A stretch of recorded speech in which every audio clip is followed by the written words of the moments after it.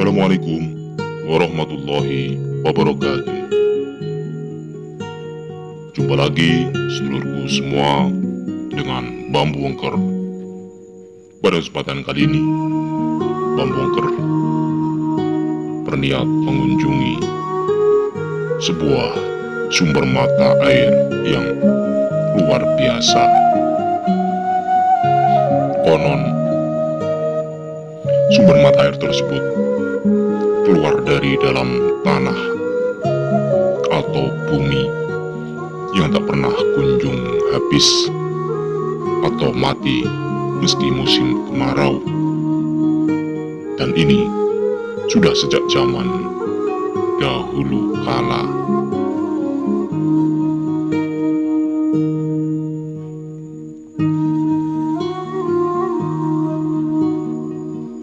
Masyarakat sekitar menyebutnya sumber beci.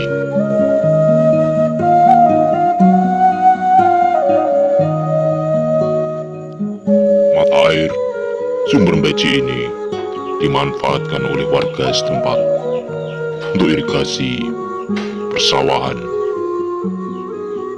dan juga tempat wudhu dan juga tempat mandi. Ada juga yang memanfaatkan untuk tambak ikan.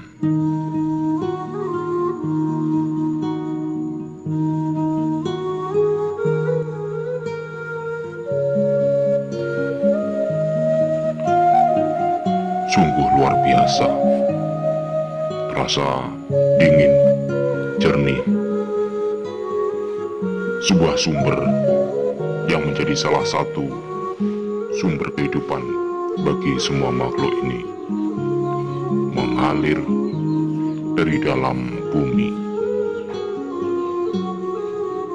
Dan tentunya semua ini adalah suatu kebesaran Sang Maha Pencipta.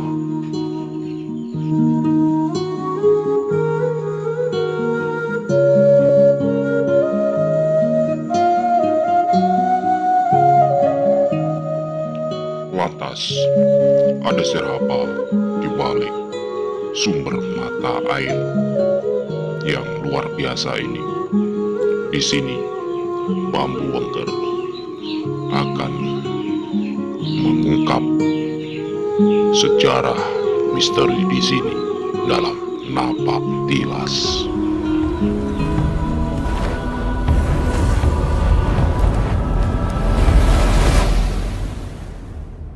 Assalamualaikum warahmatullahi wabarakatuh. Alhamdulillahirabbil alamin. Wa bihi nasta'inu ala amri tunjibatin sayyidina wa maulana Muhammadin wa ala alihi washabihi ajmain amma. Buat sedulur-sedulurku senusantara, khususnya para pecinta bambu unik Nusantara, juga teman-teman subscribe, juga teman-teman pembolang, juga teman-teman sehobi bambu. Alhamdulillah kali ini bisa berjumpa lagi dengan Bambu Wengker. Alhamdulillah kita semua masih dalam keadaan sehat walafiat Allahumma amin. Buat sedulur-sedulurku senusantara, kali ini kami dari tim Bambu Wengker tidak mengkaji bambu, tapi kami mereview yaitu napak tilas, yaitu berkunjung ke salah satu tempat, yaitu di sini ada salah satu mata air yang sangat luar biasa besarnya. Termasuk ini juga salah satu tempat pertapaan pada zaman dahulu, yaitu bertempat di Desa Pager Ukir, Sampung, Kabupaten Ponorogo. Nah, ini namanya Belik Beji. Ini dan di sini sangat disakralkan sama penduduk sini karena memang ini adalah salah satu penghidupan dari semua mata air yang ada di desa sini. Nah, ini dulur, ini adalah salah satu tempat mata air. Di sini mata airnya ini sangat luar biasa, mungkin sebesar paha ini mata airnya, lur. Dan ini sama warga di sini sudah ditutup, tapi dialirkan ke sebelah. Itu sangat luar biasa sekali airnya. Tapi di situ sudah ada tempat pemandian, orang laki-laki juga orang perempuan. Itu sudah dipisah-pisah. Nah, ini airnya dimanfaatkan oleh masyarakat sekitar, dipasang banyak sekali sanyo-sanyo ini lur, sanyo-sanyo sekali. Nah, ini mungkin inilah salah satu kebesaran Allah yang telah diciptakan Allah yang menjadikan suatu berkah khususnya di desa Pagar Ukir sini. Oke sedulur, ini saya akan berkontak sama beliau. Semoga atas kedatangan kami beliau mau menerima kehadiran kami. Tapi terlebih dahulu saya mau memperkenalkan itu di situ. Itu adalah tempat pertapaan dari beliau. Nah, coba saya dulu Kang.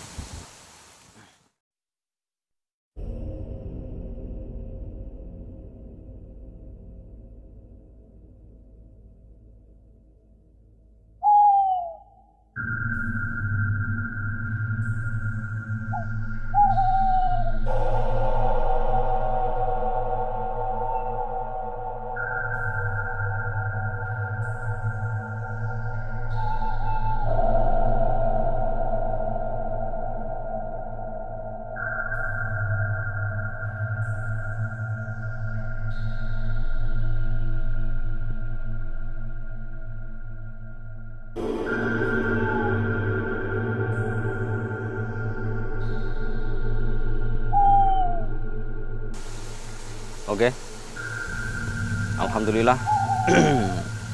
Begini dulur, ini saya mau duduk biar enak. Ini aja.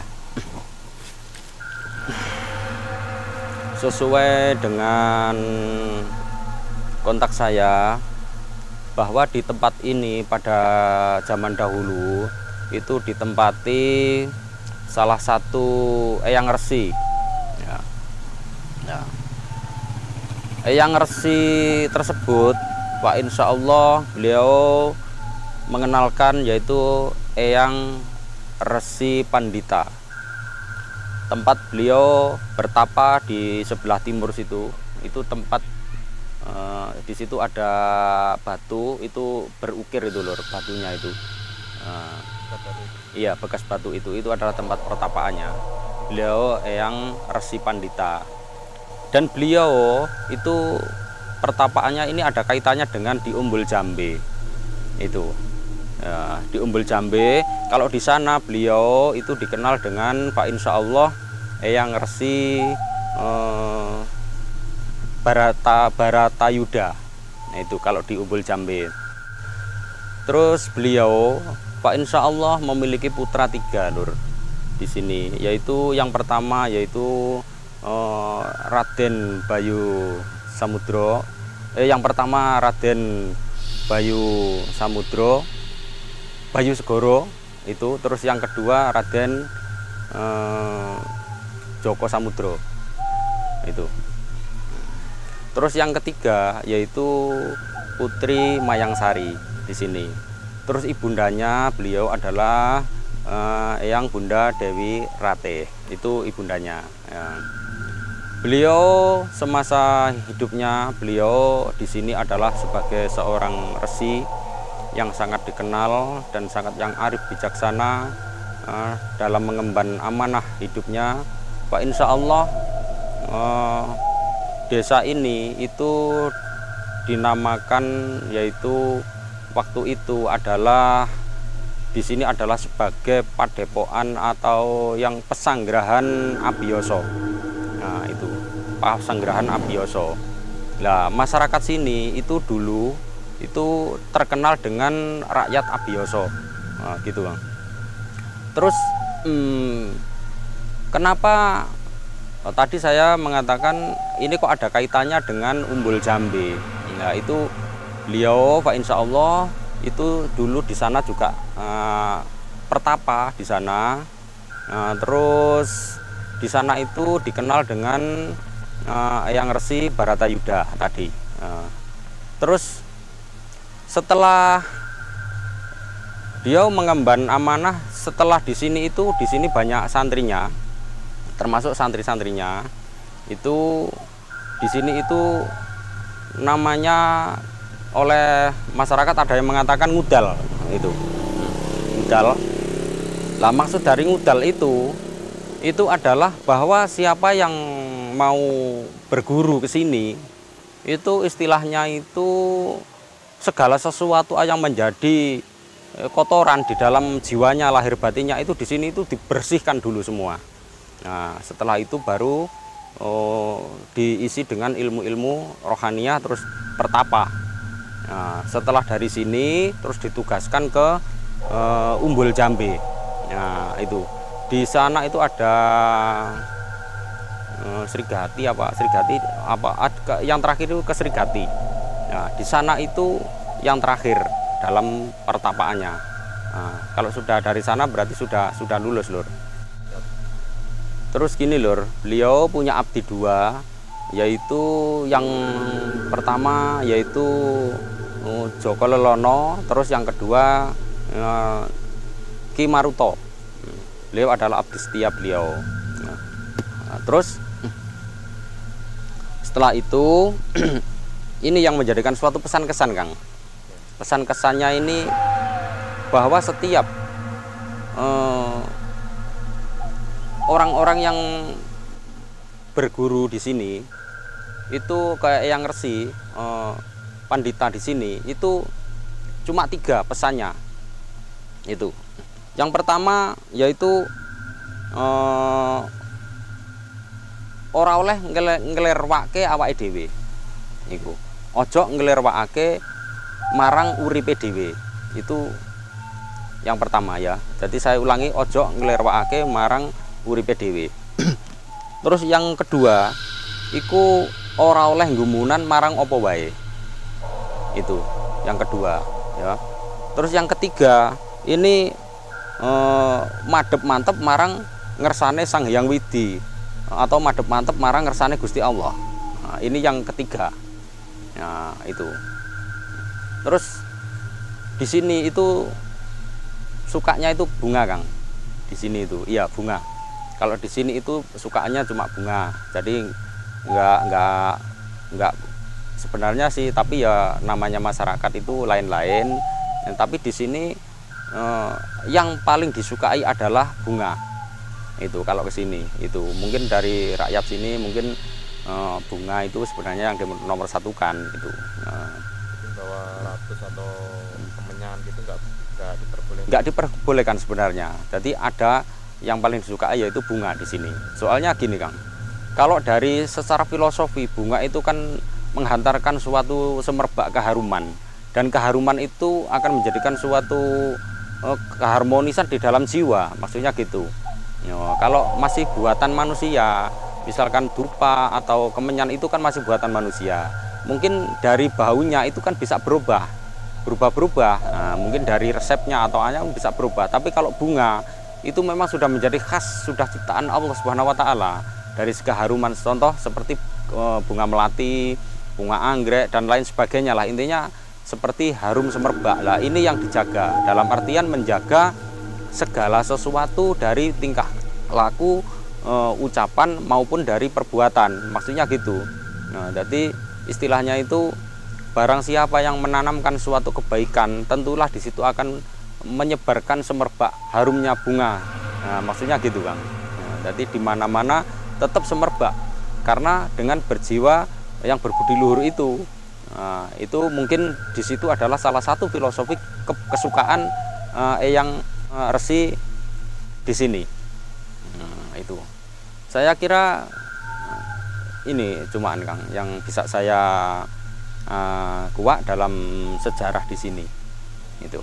Barangkali ada yang dipertanyakan. Ini ada sesuatu barang atau apa gitu kok bisa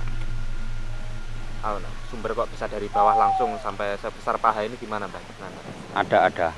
Gini, Kang, ya. Kalau dari pengamatan mata batin saya tadi itu munculnya sumber ini karena memang di sini ditancapkan itu salah satu tombak beliau itu. Terus yang kedua itu tongkatnya itu. Tombak ya? Iya, tombak sama tongkat di sini itu.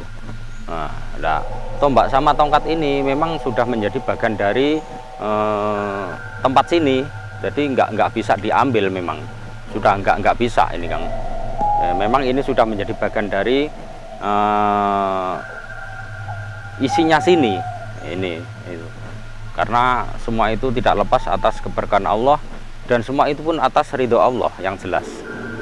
Makanya di sini timbullah mata iris ini yang menjadikan suatu keberkahan sampai sekarang. Semua itu atas kebesaran Allah tentulah. Segala sesuatu yang memang sudah menjadi bagian dari haknya Allah di sini gitu. Saya kira gitu. Ya lokasinya sini, iya di sini. Pokoknya areal sini lah. Yang sang jelas kalau di situ itu memang tongkatnya di situ. Kalau tombaknya di sini. Ya itu. Tongkatnya di iya di situ. Pertapaan, iya, tempat pertapaan itu. Tombaknya di sumber sini. Iya, tombaknya di sumber. Sedulur, saya kira sampai di sini perjumpaan kami dari tim Bambu Wengker, yaitu menguak sejarah di sini. Semoga dengan kajian ini bisa menjadikan suatu edukasi pada warga masyarakat sini. Semua itu tidak lepas dari izin Allah Subhanahu wa Ta'ala, dan tidak lepas semua itu salah benar pun semua semata-mata hanya karena Allah Subhanahu wa Ta'ala.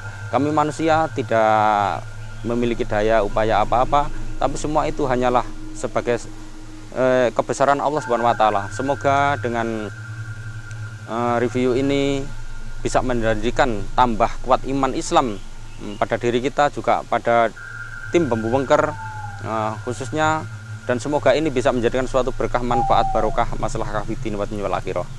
Oke sedulur, sampai di sini dulu. Wa akhiran, wassalamualaikum warahmatullahi wabarakatuh.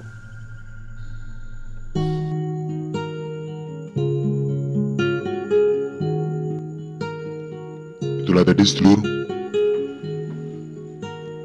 perjalanan napak tilas Bambu Wengker di sumber mata air Mbeci yang terletak di Dusun Udal, Desa Pakirukir, Kecamatan Sambung, Ponorogo. Di sini ternyata adalah sebuah petilasan dari Eyang Resi Pandita yang dulu dikenal sebagai Pesanggrahan Abiyosok. Petilasan adalah istilah yang diambil dari bahasa Jawa, dari kata dasar telas yang berarti bekas,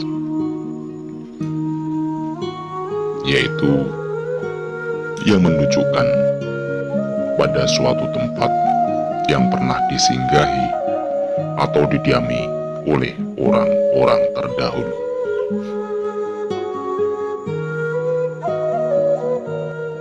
Semoga perjalanan Napatilas kali ini bisa menjadikan bertambahnya wawasan kita semua, dan juga bisa menjadikan bertambahnya iman kita kepada Allah Subhanahu wa Ta'ala, karena semua ini tidak lepas dari keagungan Sang Maha Pencipta.